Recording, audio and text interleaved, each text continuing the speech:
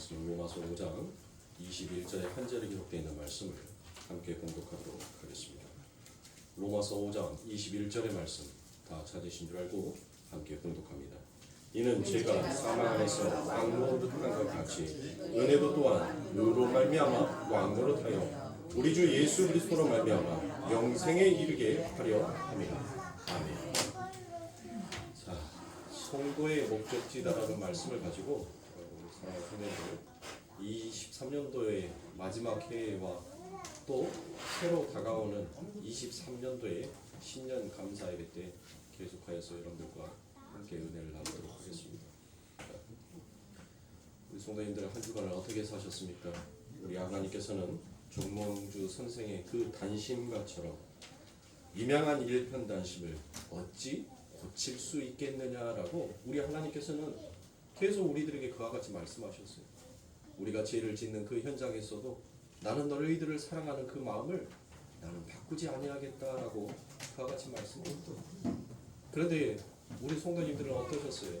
한 주간을 어떻게 살았습니까? 저 또한 그 하나님의 사랑 앞에서 마치 이방원처럼 하나님 이런들 어떠하리 저런들 어떠하리 그와 같은 마음으로 하나님 앞에 오히려 협상을 하려 하는, 그리고 그 하나님의 뜻보다 나의 뜻을 먼저 굳히고자 싶어 했던 그와 같은 제된 모습을 너무나도 발견할 수 있었던 일주일이었습니다. 아마 우리 성도님들도 다 저와 같이 한결같은 그와 같은 마음일 거라 생각합니다. 그러나 우리 성도님들 소망을 가지세요. 우리 하나님께서는 그 정몽주 선생의 일편단심처럼 우리를 사랑한 그 마음을 하나님은 고치지 아니하시기로 작정하실 것입니다. 이 소망을 가진 성도들은 그 하나님의 은혜와 그 사랑이 무엇인지를 깊이고 알아가는 것입니다. 그래서 성도의 삶, 성도의 신앙생활은 여러분들 어디에 있다라고 제가 말씀을 드렸어요. 성도의 신앙생활은 여러분들 우리가 무엇을 하나님을 위해서 하는가에 초점이 있는 것이 아닌 것입니다. 성도의 신앙생활은 내가 믿고 계시는 그 하나님이 과연 어떠한 분인지를 그분을 알아가는데 초점을 두어 가는 것이 그게 올바른 신앙생활입니다. 진짜 우리가 해야 할 것은 요한복음 6장에서 나오는 하나님께서 보내시는 그 예수가 과연 누구이신지 그거를 알아가는 것. 그게 성도의 올바른 목적지이며 그게 성도가 이 땅에서 지향해야 할 올바른 신앙생활인 것입니다. 그런데 진짜 해야 할 것은 본인이 해야 할 것은 하지 아니하고 엉뚱한 것을 해놓으면서 하나님 나 잘했죠라고 말하는 것은 여러분들 그게 올바른 신앙인 하나님의 마음을 아는 자, 하나님의 자녀다라고 우리가 어찌 말할 수가 있겠냐는 것입니다. 그러므로 사랑하는 성도님들, 우리 성도들은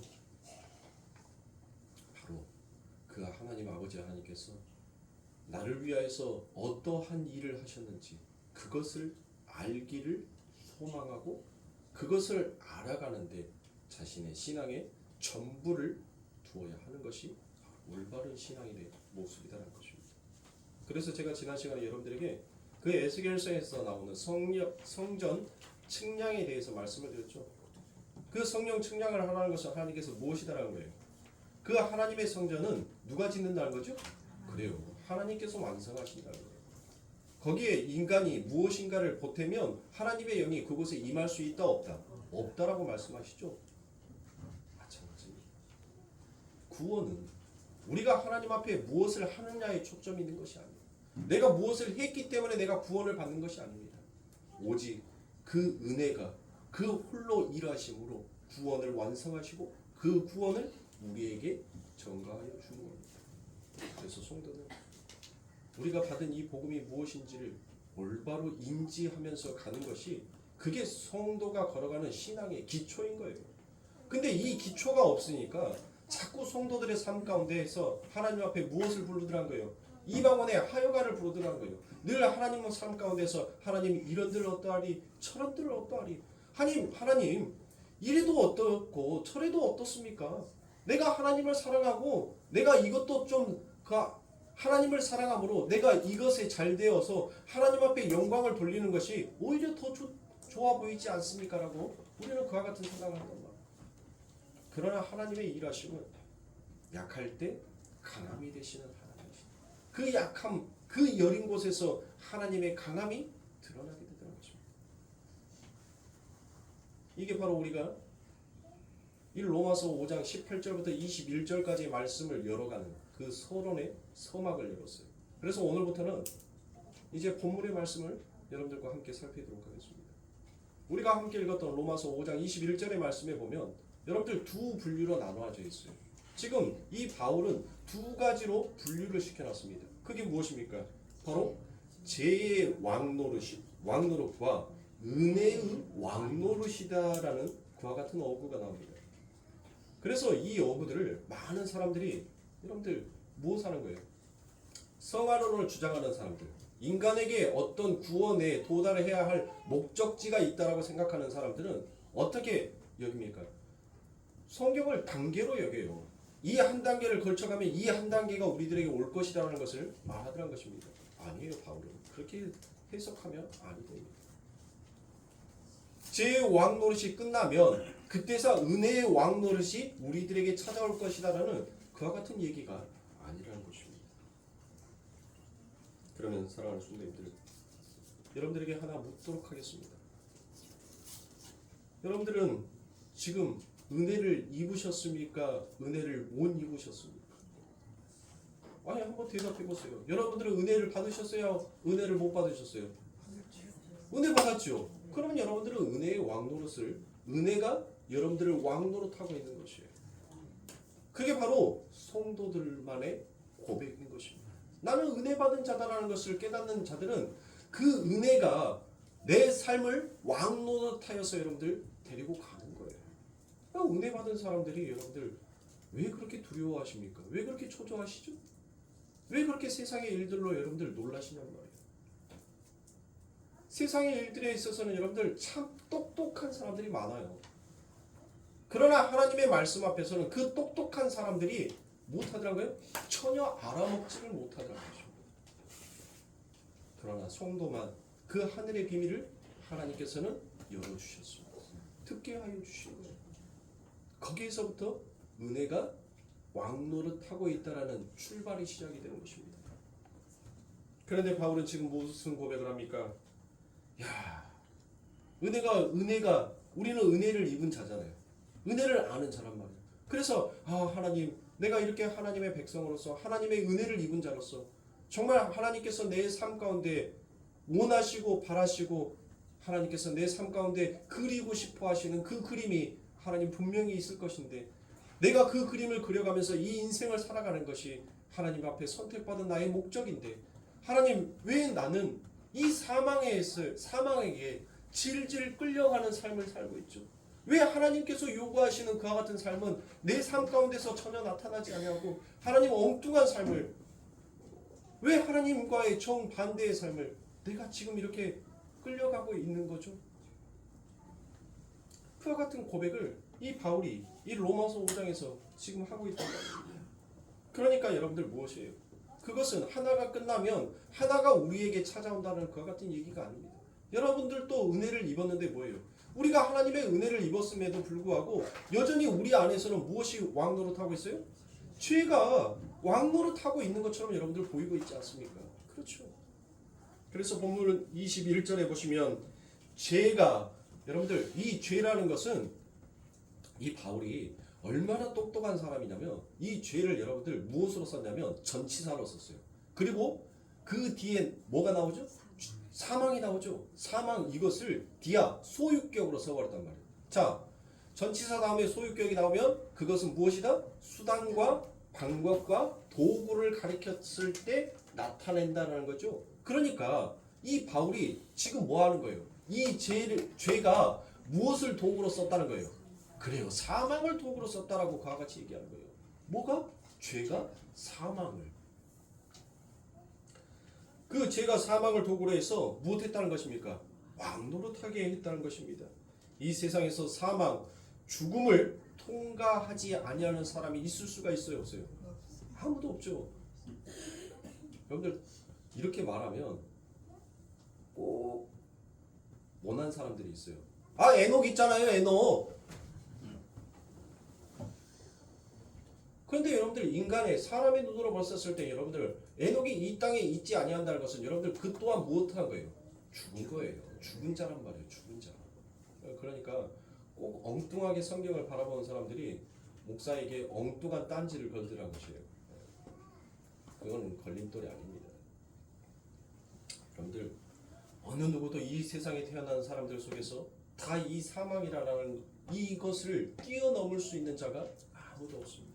다 죽는단 말이에요. 그렇죠. 다 죽어요. 세상 사람들만 죽는 것이 아닙니다.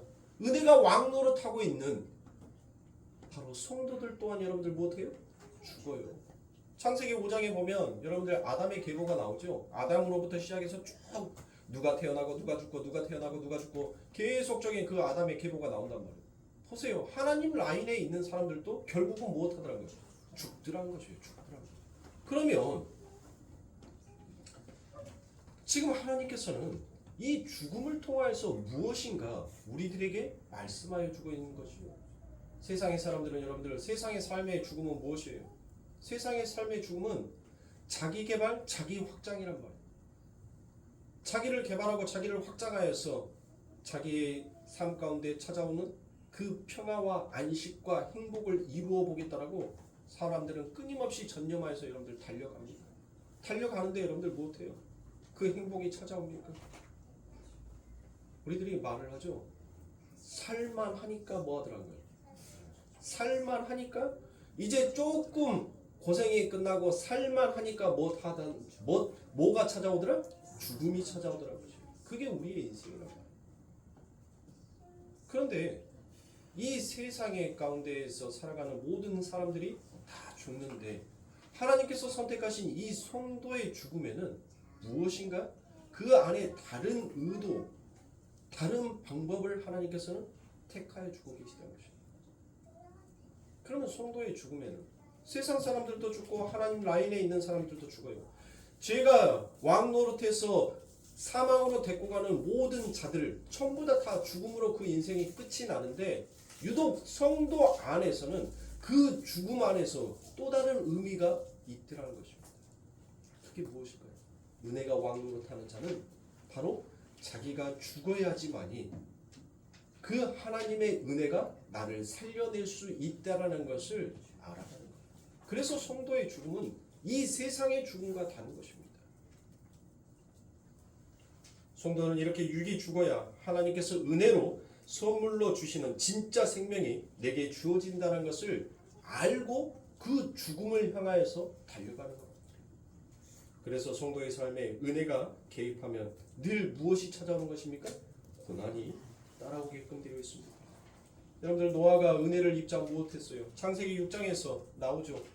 그 노아는 무엇을 입었더라? 은혜를 입었더라라고 되어 있습니다. 여러분들 보세요. 노아가 은혜를 입었단 말이에요. 은혜를 입었는데 여러분들 그 노아가 어떤 삶을 살았어요? 어떤 삶을 살았나요?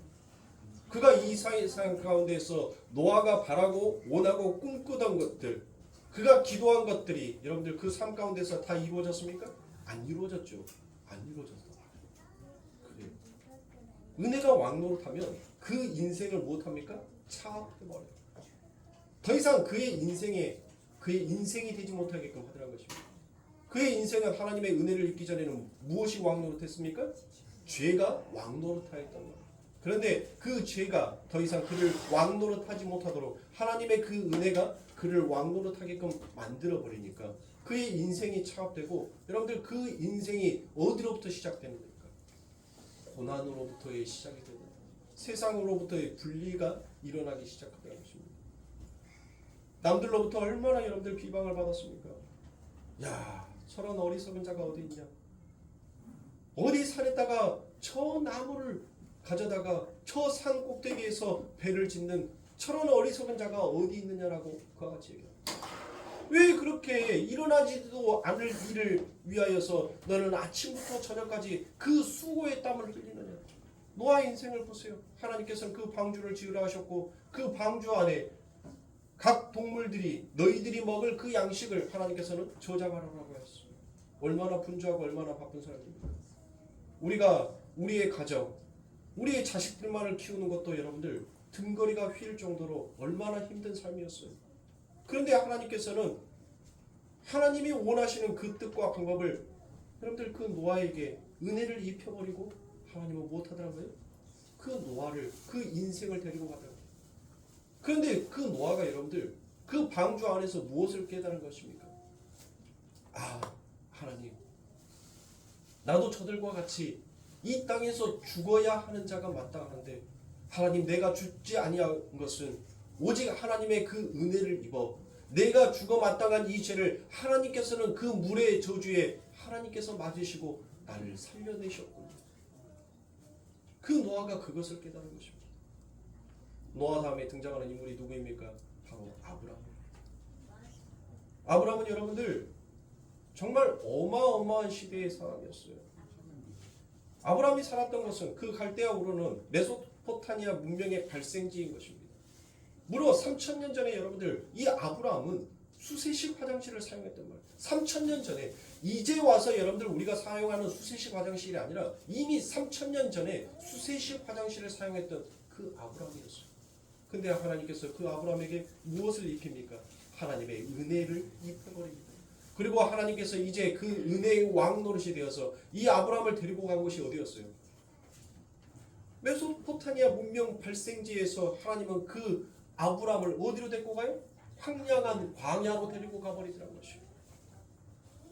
여러분들 얼마나 그 인생이 고단합니까? 제가 왕 노릇할 때는 여러분들 세상의 그 모든 것들이 바로 행복이요, 기쁨이요, 만족이요, 쾌락이라고 여겨왔어요. 그런데 하나님의 은혜가 입혀지자 그 모든 것들이 바로 죄라는 것, 썩어 없어져야 할 것다라는 것, 멸망받아야 될 것이다라는 것을 하나님께서는 그 아브라함의 인생을 통해서 데리고 가르치는 것입니다. 그렇게 고단한 인생을 살았던 그 아브라함, 하나님께서 무엇을 약속을 하셨습니까? 내가 저 하늘의 물결처럼 저 바다의 모래처럼 내가 많은 자손을 내게 줄 것이다라고 하나님께서는 약속하셨습니다. 젖과 꿀이 흐르는 그 이 기름진 땅을 내가 내게 줄 것이다라고 하나님은 그 아브라함에게 말하였어요. 그러나 정작 그 아브라함의 인생은 여러분들 그의 인생 가운데 그의 삶 가운데 하나님께서 약속하신 그 꿈과 그 소망은 전혀 보이지 아니하였습니다. 하루하루가 늘 고단한 인생이었어요. 늘 슬픔의 인생이었습니다. 늘 초조하고 늘 불안했던 인생이었단 말이에요. 결국 그 아브라함이 하나님의 은혜를 입고 그 하나님으로부터 내가 받은 은혜가 무엇인지를 이 아브라함은 그 모리아 산에서 고백을 하죠. 하나님께서 네 아들을 바치라라는 그 하나님의 말씀 앞에 은혜가 왕노릇하니 그 아브라함이 그 말씀 앞에 순복하다는 것이에요. 순복하였다는 것, 순종한다는 것은 여러분들 그 하나님의 말씀 앞에 내가 엎드려진다는 것이에요. 넙죽 엎드려진다는 것. 땅과 내가 하나가 되었다는 것을 엎드려짐이라는 것입니다. 그리고 그 아브라함은 드디어 깨닫습니다. 무엇을 깨닫는가? 구원은 내가 하나님을 위하여서 무엇을 하기 위하여 달려온 것이 아니라 그 하나님 혼자서 그 구원을 이미 준비하셨고 완성하여 놓으셨구나라는 것을 아브라함은 그 모리아 산에서 깨닫는다. 여러분들 그 엄청난 신앙의 고백을 했던 그 아브라함의 그 이후의 여생은 어떻습니까? 하나님께서 이삭을 바치라라고 했던 그 모리아 사건 이후에 아브라함의 모습을 여러분들 다시 한번 보시란 말이에요. 하나님의 은혜가 무엇인지를 이 아브라함은 그 모리아 산에서 하나님 앞에 고백하였고 또한 그 하나님의 구원의 완성이 어떠한 것인지를 이미 아브라함은 알았어요. 그런데 아브라함의 그 이후의 삶을 여러분들 한번 보시란 말이에요. 어때요? 아브라함이 정말 은혜 입은 자처럼 하나님께서 원하시는 그와 같은 하늘의 백성의 삶을 살았나요? 여전히 그의 모습은 화려치 아니하고 여전히 하나님의 말씀의 백성이라고 보기보다는 세상에 가까운 자처럼 여전히 그의 삶을 살아왔다. 여전히 하나님의 그 말씀을 그는 믿지 못하고 또다시 후첩을 들여서 자식을 낳고 자식을 낳고 그게 과연 은혜 입은 자의 모습이라고 말할 수 있겠습니까? 차라리 성경에서 이 성경을 읽는 하늘의 백성의 독자들에게 하나님의 은혜가 무엇인지를 깨닫게 하시려면 이 모리아 사건 이후에 아브라함의 그 나머지 생애를 여러분들 차라리 무엇하지 아니하며 기록하거나 언급하지 아니하였으면 오히려 우리가 그 말씀에 의해서 더 은혜를 받았을 것인데 그 이후의 말씀을 기록하였다는 것은 뭐예요? 그 은혜가 하는 일은 무엇이라는 거예요? 그 은혜를 받고 그 은혜의 옷을 입으면 그 은혜가 우리 안에서 너희는 그 하나님의 구원을 완성할 수 있는 그 수고와 노력이 얼마나 헛되고 부질없는 것인지, 그리고 그 하나님 앞에서의 너희의 수고가 바로 죄가 사망이 왕노릇하는 것처럼 그렇게 너희들의 삶 가운데 드러나게 된다는 것을 그 은혜가 폭로시키자는 것입니다. 그렇게 수고하고 열심을 부렸던 그 아브라함의 그 마지막 인생이 여러분들 무엇으로 끝납니까? 어디로 끝나요? 그가 넓은 땅덩어리를 얻었나요? 성경 어느 곳에서도 여러분들 아브라함이 은혜를 받음으로 수만리의 땅을 아브라함이 받았고 저 하늘의 모래처럼 저 하늘의 별처럼 바닷가의 모래처럼 그의 후손이 많아졌고 그가 부자로서 그가 이 세상 가운데서 떵떵거리면서 잘 살았다는 말들은 한 곳에도 기록되어 있지 않습니다. 아브라함은 못했어요. 그 사라의 죽음으로 여러분들 누구에게 가서 해 족속에게 가서 여러분들 못합니까? 은 400세겔을 주지요. 아유 이거 안 줘도 됩니다 라고 굳고 사양했단 말이에요. 그런데 아브라함은 못했어요. 아니요 이거 받으셔야 합니다. 꼭 받으셔야 합니다 라고 그렇게 말을 했단 말이에요. 그리고 난 다음에 그 막벨라 굴이 결국 이제 아브라함의 가족 묘실이 되어버립니다. 아브라함이 결국 받은 것은 그 막벨라 굴, 그 한평 남짓한 그 굴 안에 들어가는 것이 자기의 인생의 전부였던 것입니다. 맞아요. 사랑하는 성도님들, 우리가 은혜를 입으며 이 땅에서 성공하고 병이 치료가 되고 귀신이 쫓아져 나가고 내 집안에 우환이 생기지 않냐고 행복하고 부자로서 떵떵거리면서 살아가는 것을 은혜를 입은 자다라고 세상은 그와 같이 평가합니다. 하나님은 그 은혜 입은 것이 때로는 어떻게 이 세상 가운데 드러나고 나타나는지를 하나님께서는 보이시기도 하지만 그렇지 아니함으로 인하여서 하나님의 은혜가 무엇인지를 그 속에서 더욱더 깨닫게 하시는 하나님의 방법이 그 안에 담겨져 있기도 합니다. 결국 우리의 인생도 그 은혜를 입은 자다. 나는 은혜를 입었다라고 말하는 자다라면 여러분들 무엇하는 자예요? 결국 그 은혜가 우리를 무엇하는 자로 너는 이처럼 죄가 그 사망이 왕노릇하였던 자다라는 것을 결국 폭로시키라고. 나의 추악함, 나의 믿음 없음, 나의 더러움, 이것을 그 은혜가 폭로를 시켜 낼 것입니다. 그리고 결국 그 은혜가 여러분들 우리를 무엇하는 것입니까?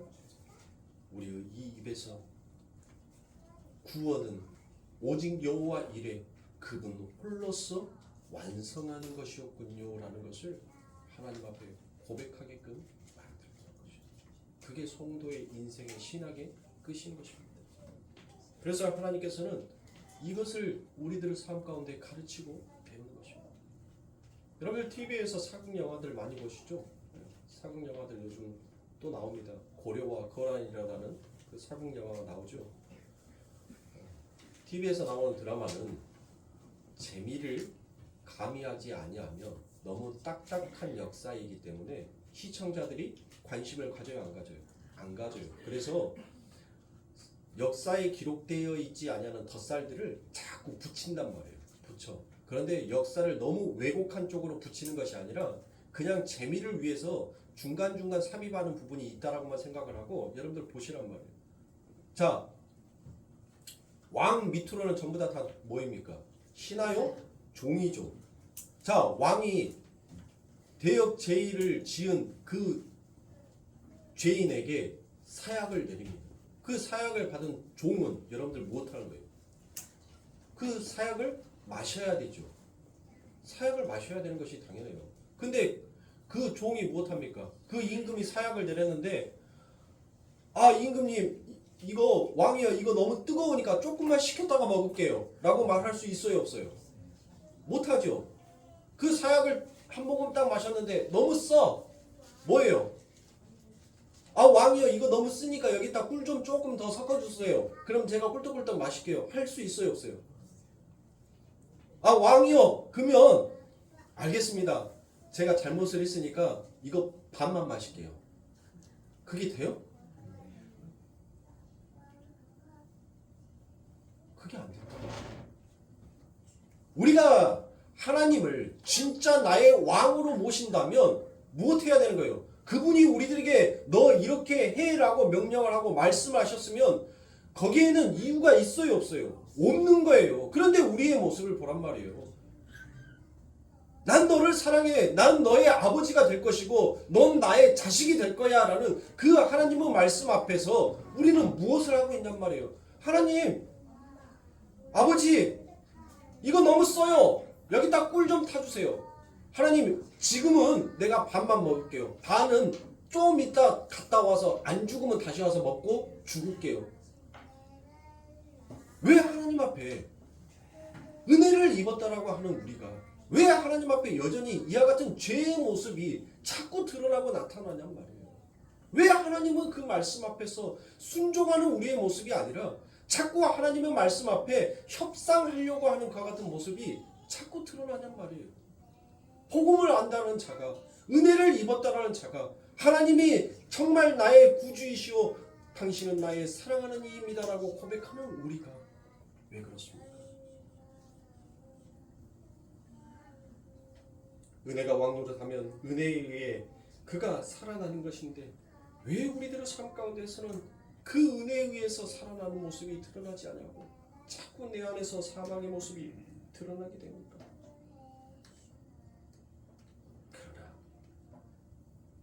우리들에게 보이지 아니하는 그 하나님의 일하심 늘 하나님의 그 계획하심과 뜻하심은 늘 승리로 우리를 이끌고 계시더라는 것입니다. 오늘 본문에서는 여러분들 그 사망이 우리들의 삶을 늘 이기는 것처럼 보이지만 결국 여러분들 오늘 본문에서 무엇을 얘기하고 있습니까? 은혜가 사망을 못했다라고 얘기해요? 이겼다라고 얘기합니다. 그 은혜가 사망을 먹었다는 것이에요. 우리가 사망에 의해서 늘 하나님과 협상하고 타협하는 것처럼 여기지만 결국 그것을 통하여서 하나님은 무엇을 가르치신 거예요? 아 하나님 나는 역시 나의 믿음 나의 열심, 나의 수고로는 아니 된 자가 맞습니다. 하나님 나는 그 하나님의 말씀과 하나님의 은혜 앞에 나는 죄인 중에 괴수가 맞습니다라는 것을 하나님은 그것을 우리들의 삶 가운데 깨우치게 하고 알게 하고 싶은 것입니다. 그래서 은혜가 사망을 어떻게 했다라고 얘기해요? 이겼다라고 얘기합니다. 그러니까 dead of dead in dead of Christ라고 이야기하는 것입니다. 무슨 말이에요? 예수의 죽음이 우리의 사망을 먹었다라는 것입니다. 예수의 죽음이 우리의 사망을 이겼다라는 것과 같은 뜻이 있는 것입니다. 그걸 배우라는 것입니다. 그걸 알라는 것입니다. 그게 바로 은혜의 왕노릇인 것입니다. 그런데 우리가 은혜 왕노릇해서 거기서 벗어나려고 늘 하고 있다는 것입니다. 그래서 로마서 5장 21절에서 은혜가 왕노릇해서 성도를 어디로 끌고 가버린다라고 이야기를 합니까? 오늘 본문 21절을 다시 보도록 하겠습니다. 이는 죄가 사망 안에서 왕노릇한 것 같이 은혜도 또한 의로 말미암아 왕노릇하여 우리 주 예수 그리스도로 말미암아 영생에 이르게 하려 함이라 라고 이야기합니다. 여러분들 은혜가 왕노릇해서 그 사망을 삼켰대요. 그리고 그 사망을 삼키고 난 다음에 우리를 어디에 이르게 한다라고요? 영생에 이르게 한다라고 이야기하고 있는 것입니다. 우리가 왕노릇해서 어디로 우리를 끌고 간다? 영생으로 끌고 간다는 것이에요. 복이 아니에요. 복. 에? 은혜가 우리를 복으로 끌고 가는 것이 아니에요. 우리를 영생으로 끌고 가는 거예요. 영생으로. 복 준다가 아니에요. 그러니까 자꾸 성경을 나의 입장으로 여러분들 풀어서 쓰니까 자꾸 성경에 그 말씀들이 내 삶 가운데 무엇이 일어나는 거예요? 오류가 발생하는 것입니다. 그래서 늘 그 복은 무엇으로 여깁니까? 문제 해결, 질병 치유, 이것이 바로 우리들의 삶 가운데 나타나는 복으로 여기고 있지 않습니까? 그게 아니에요. 여러분들을 눈물을 흘리게 하는 것, 여러분들을 울게 해주는 것이 그게 여러분들 은혜가 아니에요. 성도들을 눈물 흘리게 하면 은혜 받았대. 울면은 은혜 받았다라고 얘기를 해요. 은혜는 영생을 선물해 주는 것이라는 거예요. 영생을. 그러면 영생이 뭐냐고요? 여러분들 영생이 뭐예요? 영원히 사는 것이 영생이에요? 이제 우리 성도들은 그런 해석하면 우리 성도 아니에요. 나는 영생을 그동안 이 로마서를 통해서 열심히 여러분들에게 설명을 해드렸어요. 영생은 영원히 사는 것이 영생이 아니에요. 지옥 가서도 여러분들 뭐예요? 지옥에서도 영원히 살아요. 그러면 지옥에서도 영생인가요? 지옥에서 사는 것이 영생이냔 말이에요. 영생은 뭐라고 그랬죠? 하나님의 속성. 하나님이 담고 있는 그 속성. 즉 영생은 하나님의 신적 생명을 가리켜서 영생이다라고 얘기합니다. 그래서 그 영생 안에는 무엇이 있더라? 하나님의 사랑이 있다라고 얘기합니다. 그래서 영생을 제가 또 다른 말로는 무엇으로 말할 수 있다? 사랑이다라고 말할 수 있다. 그러니까 하나님의 그 신적 생명이 무엇하더란 거예요? 하나님의 그 신적 생명이 우리를 사랑하심으로 말미암아 무엇하는 거예요? 우리들에게 뭘 주신 거예요? 영생을 주신 거란 말이에요. 영생을. 그게 하나님의 신적 생명이에요. 그러니까 영생은 영원히 산다가 아니에요. 영원히 산다가 아니라 하나님의 신적 생명, 즉 사랑이다라는 것이죠. 그 사랑이 우리를 살려내신 거예요. 그래서 구약에서는 여러분들 무엇을 얘기합니까? 나는 너의 하나님이 될 것이고 너희는 나의 백성이 될 것이다. 그것을 말씀하시잖아요. 그래서 그 말씀이 신약에 와서는 무엇으로 얘기합니까? 나는 너의 아버지가 될 것이고 너는 나의 양자, 택한 자, 너는 나의 자녀가 될 것이다 라고 그와 같이 말씀하여 주고 계신 것입니다. 그러니까 구약에 나타나는 것은 우리의 모습이면 신약에 나타나는 것은 여러분들 우리가 은혜를 입어 어떻게 하나님의 백성으로 완성되어져 가는지를 여러분들 그와 같이 볼 수 있다는 것입니다. 그래서 영생을 여러분들 다른 말로 무엇이다라고 얘기하냐면 연합이다라고 얘기하는 거예요. 연합, 영생. 즉 하나님의 생명과 내 생명이 연합된 것. 그것을 바로 영생이다라고 얘기하는 거예요. 하나님 내 생명 반틈, 하나님의 생명 반틈 이렇게 해서 우리 협상해서 이렇게 합시다가 아니에요. 영생은 우리의 생명이 무엇하다는 거예요? 우리의 육의 생명이 끊어짐으로 말미암아 그 끊어짐 속에서 무엇이 바로 하나님의 생명이 채워짐으로 인하여서 이제 하나님과 온전하게 연합되는 상태를 바로 말하는 것을 그래서 이를 영생이라고 얘기합니다. 그러니까 영생은 무엇이다? 하나님께서 보내시는 그 예수 그리스도가 누구인지를 아는 것이 영생이다라고 그와 같이 얘기하죠. 그래서 히브리어에서는 헬라어에서는 이것을 디노스코라고 얘기합니다. 아는 것, 알다, 아는 것을 디노스코. 그런데 이 디노스코를 히브리어로 말하면 바로 야다예요. 야다. 이 야다는 여러분들 아는 거. 그러면 우리가 알고 있는 그 아는 것이 아니에요. 이 히브리 사람들의 개념에 있어서의 이 알다라는 것은 여러분들 이 야다라는 말이 어디에서 처음 등장한지 아세요? 창세기 4장 1절에 보면 아담과 하하가 동침하매라고 했었을 때 그 동침하다가 바로 야다인 것입니다. 그거를 신약의 말로 하면 바로 무엇이에요? 연합. 그걸 연합이라고 하는 거예요. 그러니까 이 연합 안에는 아는 거, 나, 너, 알어가 그 아는 것이 아니에요. 바로 연합, 부부가 한 몸이 이루어져서 알게 되는 것, 그것을 바로 알다라고 얘기하는 것입니다. 그 아는 것을 다른 말로 연합이다라고 얘기하는 것이요. 그리고 그 연합이 바로 영생이다라고 얘기합니다. 그러면 은혜는 성도를 어디로 끌고 간다는 것이에요? 결국 제가 자주 쓰는 말이 있죠. 순종은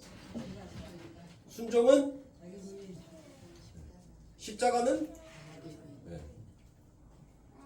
그걸 결국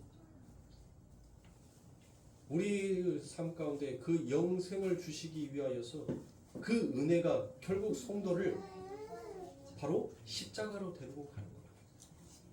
그 십자가에서 갈라디아서 2장 20절의 말씀처럼 내가 그리스도와 함께 죽고 내가 그리스도와 함께 살았나이다라는 그 성도의 진실된 고백, 그 고백을 하는 쪽으로 가는 것이에요.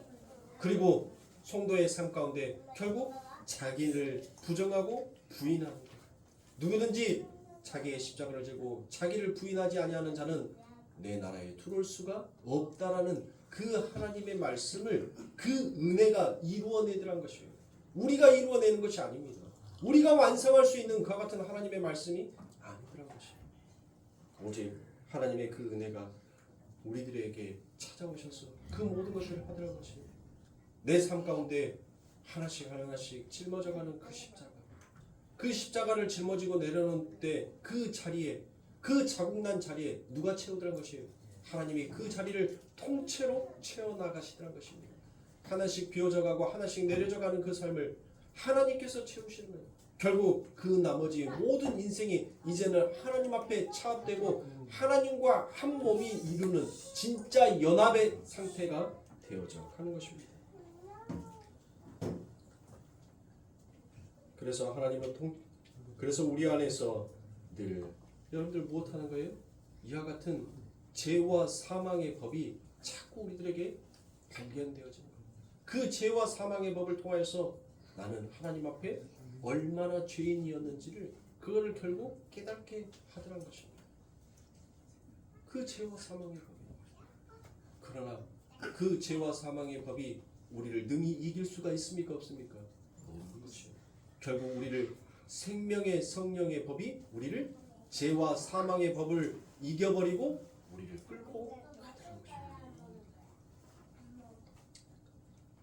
그런데 우리 안에는 늘 무엇이 있어요? 우리 안에는 늘 이 죄의 육의 몸을 입고 있단 말이에요. 이 죄의 육의 몸을 입고 있다는 것은 우리 안에 어떤 마음을 갖고 있다는 것이에요. 나도 하나님처럼 되고 싶다. 그 마음이 있으니까 자꾸 하나님의 은혜를 말하는데 여러분들 못하더라고요. 사람들이 그 은혜를 거부하는 거예요. 거부. 그러니까 교회 안에서도 여러분들 무슨 일이 일어날 거예요?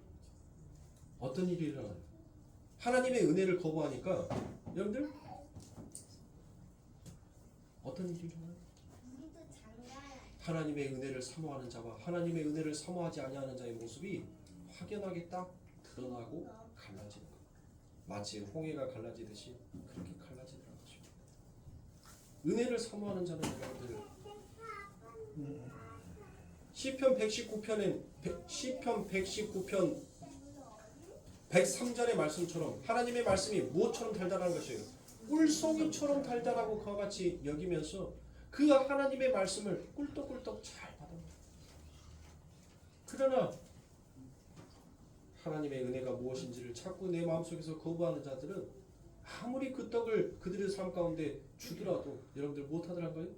먹지를 못하더란 것입니다. 그렇게 하나님과 예수를 하는 것, 하나님과 예수 안에서 연합되어 들어가는 것, 그것을 바로 영생이다라고 얘기합니다. 그래서 성도의 육적 자아가 죽어 나가는 것이 바로 신앙의 생활인 거예요. 우리의 삶이 죽어 나가는 것이 그게 바로 신앙의 생활인 것이에요. 우리의 삶 가운데 무엇이 덕지덕지 붙어져 가는 것이 여러분들 그게 신앙생활이 아니에요. 여러분들의 삶 가운데 무엇이 자꾸 덕지덕지 붙어져 있다면 여러분들은 회개해야 돼요. 하나님의 말씀은 예리한 칼날처럼 우리가 이 육신 가운데 붙들고 있는 것들을 더 이상 내 삶 가운데 소망으로 붙들지 못하게끔 잘라내는 거예요. 그 관절과 골수를 쪼개서 그것이 아무 부질 없는 것이다라는 것을, 헛되고 헛되다라는 것을 하나님께서는 우리들의 삶을 통하여서 여러분들 계속적으로 말씀하고 계시는 거예요. 그런데 오늘날 우리들의 모습을 보시란 말이에요. 하나님 이것도 붙여주시고요, 요것도 붙여주시고요, 요것도 더 해주세요. 우리의 기도가 그거 하지 않습니까? 하나님 이것도 주시고요, 요것도 주시고요, 이왕이면 요렇게도 주세요. 그렇지 않습니까? 그러나 하나님의 진짜의 생명의 말씀은 우리가 바라고 원하는 그 기도들을 하나님은 냉정하게 내쳐내시는 거예요. 그게 너희들의 삶 가운데 나와 연합되는데, 나와 네가 이 영생의 선물을 받는데 조금 더 네 인생에 도움이 되지 못한다는 것을 하나님께서는 철저하게 가르치시는 거예요. 냉정하게 여러분들 쳐내시는 것이에요. 우리가 하나님 앞에 간절히 기도하고 바라는 것들이 얼마나 많습니까? 작정하고 때로는 금식까지 해가면서 하나님 앞에 기도할 때가 있었어요. 그런데 하나님의 그 기도가 너무나도 야속하게 여러분들 내 삶 가운데 이루어지거나 그 기도의 응답이 나타나지 아니할 때가 있단 말이에요. 그럴 때 성도는 여러분들 무엇을 알아야 됩니까? 아, 이게 하나님과 내가 진짜 연합하는 데 있어서 그동안 내가 헛된 것을 하나님 앞에 간구하였구나. 우리 하나님이 내가 40일 동안 작정 기도했었을 때, 내가 40일간 하나님 앞에 금식 기도했었을 때 그런 어리석은 나의 모습을 보면서 얼마나 아파하셨을까. 그때 하나님의 영광이, 하나님의 은혜가 그 자리에서 드러나게 되는 거예요. 엉뚱한 것을 구하고 엉뚱한 것을 주지 아니한다고 하나님 앞에 불평하고 원망할 것이 아니라, 들어주지 아니하셨을 때 이 모든 것이 하나님의 은혜였음을 고백하는 것이, 그게 성도란 말이에요. 그게 올바른 초점, 올바른 목적지를 향하여서 가는 성도의 발걸음이다라고 얘기할 수 있는 것입니다. 그래서 사도 바울은 무엇을 얘기해요? 자신의 신앙을 보니까, 자신의 삶을 보니까 여전히 다메섹상에서 하나님의 그 은혜를 입었음에도 불구하고 이 다윗의 마음, 이 바울의 마음은 무엇을 했어요? 늘 흔들렸단 말이에요. 그런 자신의 삶 가운데서 이제 자신의 목적이 무엇이고 내가 걸어가야 할 길이 무엇인지를 사도 바울은 명확하게 그려놨습니다. 그곳이 어디예요? 바로 십자가라는 그 표대를 향하여서 내가 이제 흔들리지 아니하고 걸어가겠노라라는 그 마음으로 이 사도 바울은 갔단 말이에요. 늘 흔들렸단 말이에요. 사도 바울도 하나님의 은혜를 입었던 그 사도도 흔들렸어요. 흔들리지 아니하는 인생, 흔들리지 아니하는 신앙이 없단 말이에요. 그것 갖고 성도들은 자잘할 필요가 없어요. 왜요? 은혜가 이미 죄와 사망의 왕 노릇을 이겨버렸고 먹어버렸다는 사실을 우리가 믿고 있다면 우리는 그것으로 우리의 신앙, 우리가 걸어가는 신앙이, 내가 믿고 있는 이 믿음이 혹시나 잘못됐을까라는 그와 같은 의심을 하지 아니하게끔 되어 있는 것입니다.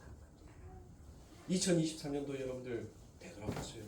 우리가 하나님을 위하여서 무엇을 했냐, 하나님을 위해서 무엇을 드렸냐, 그것을 여러분들 생각하시기 전에 내가 하나님을 얼마나 알기를 내 삶 가운데 소망했던 그 한 해였는가를 여러분들 뒤돌아보세요. 그럴 때 여러분들의 모습 속에 드러나는 그 하나님의 빛난 그 모습을 한번 그려보시란 말이에요. 성경 속에서 성화에서 나타나 있는, 눈에 보여져 있는 그 성화의 하나님이 아니라 진짜 내 마음속에서 담겨져 있는 그 하나님의 모습을 성경 속에서 성령의 은혜를 입어 은혜가 왕노릇하여서 내 왕의 모습을 아련한 진짜 믿음의 사람, 그 사람이 자신의 마음속에 담겨져 있는 그 하나님의 형상과 모습을 한번 그려보시라고.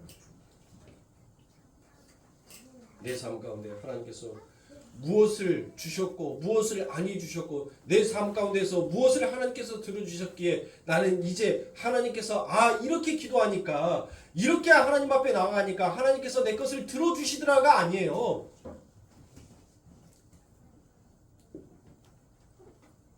여러분들의 삶 가운데 주어지는 신앙의 여러 가지 일들을 통해서 그것을 목적과 수단으로 사용하시면 안 됩니다.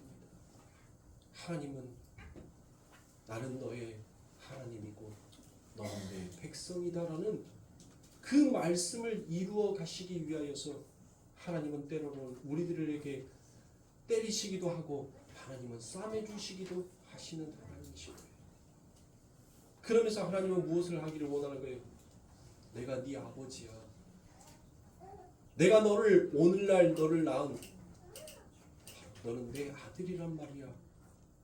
그것을 하나님께서는 우리들에게 그와 같이 말씀하고 있는 것입니다. 그렇게 우리는 나의 나된 것이 모두 하나님의 은혜라는 것을 깨닫는 그 자리로 은혜의 왕노릇에 의해 끌려가는 그것이 바로 신앙이다라는 이 복음 앞에서 우리는 겸히 하나님의 말씀을 받아들여야 하는 것입니다. 그래서 로마서 5장 18절 오늘 본문의 말씀에서 사도 바울은 무엇을 얘기합니까? 그런즉 한 범죄로 많은 사람이 정죄에 이른 것 같이 의의 한 행동으로 말미암아 많은 사람이 의롭다 하심을 받아 생명에 이르렀느니라라고 그와 같이 얘기합니다. 여기에서 여러분들 많은이 나와요. 많은. 앞에도 많은, 뒤에도 많은이라는 것이 되어 있습니다. 그렇죠? 자, 여기 앞에서의 이 많다는 것은 여러분들 그냥 그 질량이 그 수가 많음을 말하는 것이 아니에요. 바로 에브리 모든 것에 많은 거예요. 모든 것이 있어. 그러니까 한 범죄로 무엇했다는 거예요? 모든 사람, 에브리 다 포함되어 있다는 거예요. 이 지구상에 태어나 있는 하나님의 손길로 지어진 모든 자들.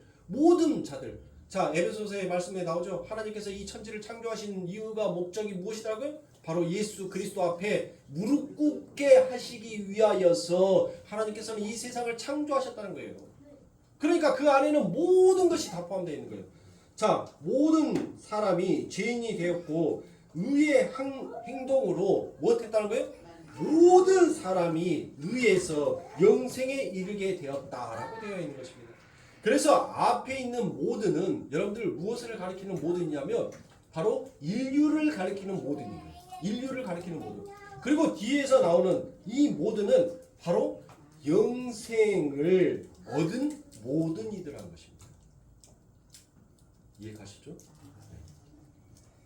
그러니까 중요한 것은 생명에 이르게 된 모든 사람이 무엇에 의해 영생에 이르렀느냐라는 것입니다. 이걸 밝히면 되는 거 아닙니까? 그러니까 뭐라 그래요? 네? 생명에 이르게 된 모든 사람이 무엇에 의해 영생에 이르렀다라는 것이에요. 각자의 행동에 의해서 여러분들 영생에 이르렀다라고 얘기합니까? 아니죠. 분명히 성경에서는 아니다라고 얘기했어요. 무엇으로? 한 행동으로 영생에 이르렀다라고 그와 같이 얘기를 하죠. 영생에 이르렀다. 한 행동으로. 오늘 본문이 한 행동이다라고 얘기를 하잖아요. 한 행동. 그러면 그 한 행동, 누구의 행동으로? 누구의 행동으로 여러분들 영생을 얻었다는 거예요? 그렇죠. 예수 그리스도의 그 한 행동으로 그것으로 인하여서 우리가 영생에 이르게 되었다라는 것이에요. 그러니까 이 사도 바울은 인간의 전인 존재를 무엇하는 거예요? 부정시켜버리는 거예요.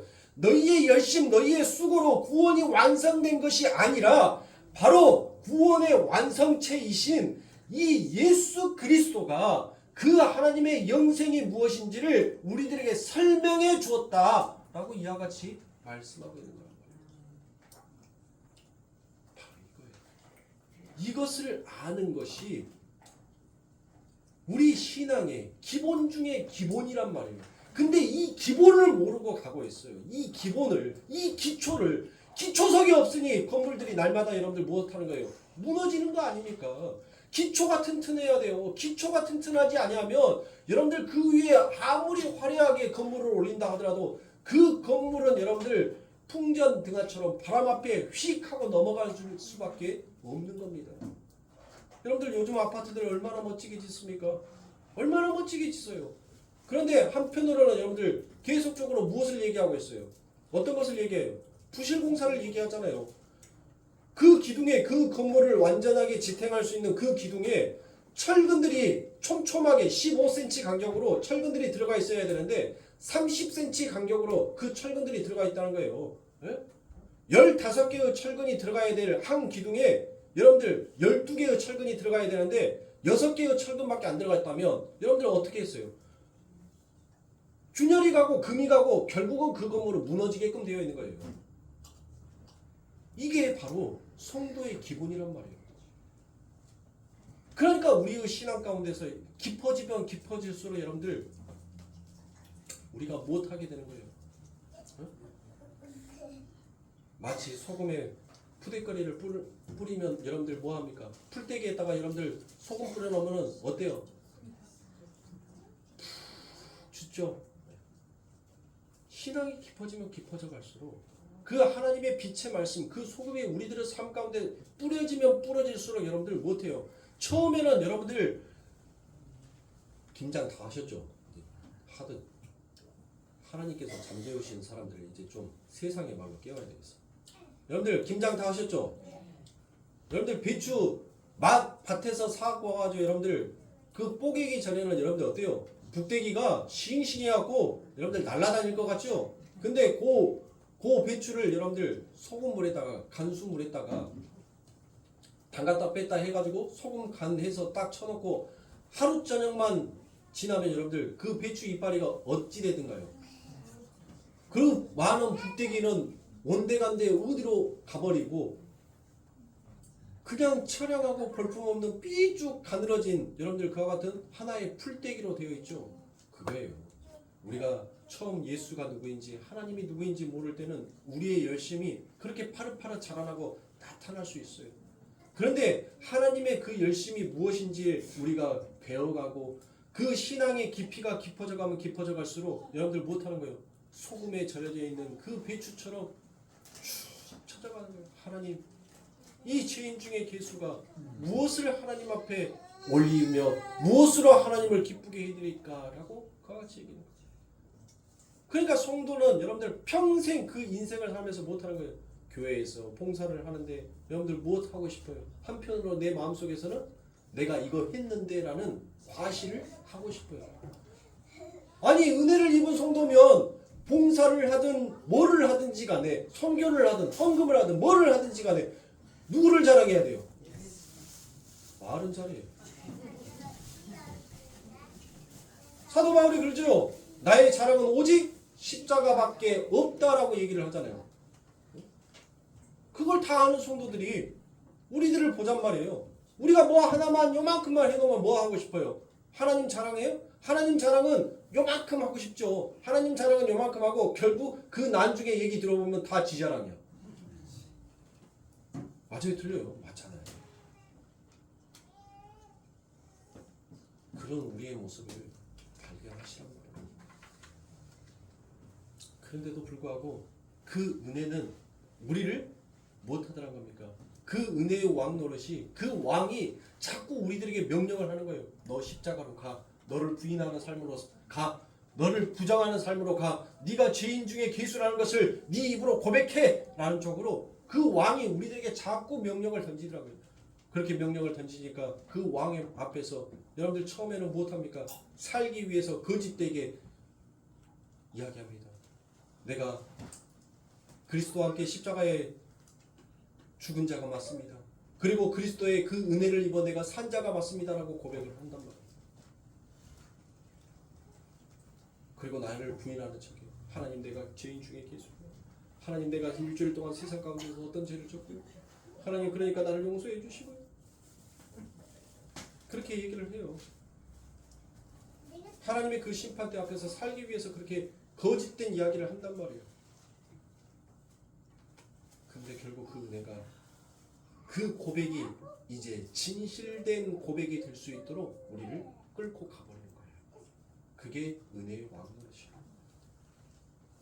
정말 사랑하는 성도님들, 이 2023년도 비록 올 한 해 오늘로서 갑니다. 그러나 하나님의 시간은 여기에서 그치지 않는다는 것을 아셔야 그 은혜의 왕노릇, 그 왕은 영원히 이 세상 끝날 때까지 우리와 함께하여 우리가 진실된 하나님 앞에 그 십자가의 고백과 자기 부인의 고백, 그리고 마지막으로 그 하나님의 말씀 앞에 넙죽 엎드려져 순복할 수 있는 자로 그 은혜의 왕노릇은 우리를 끝까지 데리고 갈 겁니다.